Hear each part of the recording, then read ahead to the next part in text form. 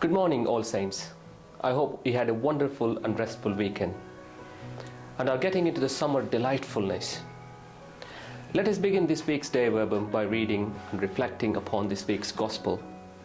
And I would like a volunteer from your form to read this passage, and afterwards we will reflect on this Gospel passage.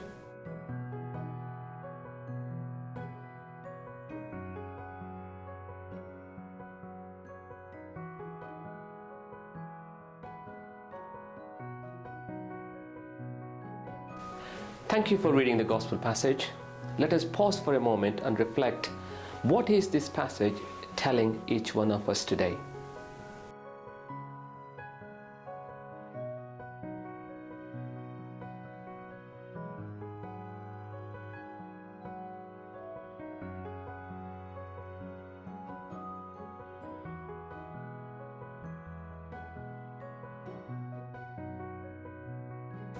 As you are aware, we are on the 6th week of Easter, meaning it has been 6 weeks since we celebrated Easter.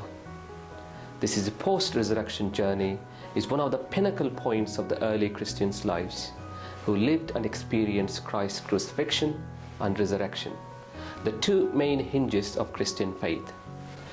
The Bible records at least 8 appearances of the resurrected Jesus to different people at various times and locations over a 40-day period before he ascended into heaven. In these 8 appearances to various people like Martha, Mary, apostles, doubting Thomas, and 2 apostles on the road to Emmaus, he constantly assures them and calms them down from their anxieties, fears, worries, uncertainties in their belief. He is slowly preparing them for a bigger task in life, that is to be his witnesses throughout the world and preach the good news. And today's gospel is asking them to keep his commandments. And though he is going away, but he is not leaving them alone. He says in the gospel reading, "I shall ask the Father, and he will give you another advocate or helper, to be with you forever." Jesus reminds that the helper is with you and he is in you. As St. Paul says, it's the same Spirit that inspires each one of us and dwells in our hearts, that unites each one of us. Our bodies are the temples of the Holy Spirit.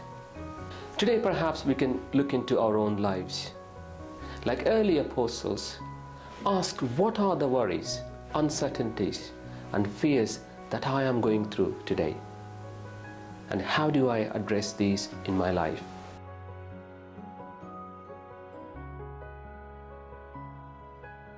Secondly, can you recognize the people around you who has demonstrated the presence of the Spirit in their lives?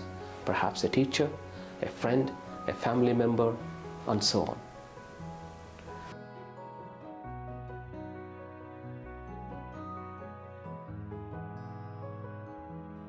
Think about, do your actions reflect the works of the Holy Spirit that is given in each one of us? Are you kind, polite, respectful, prayerful, and showing reverence?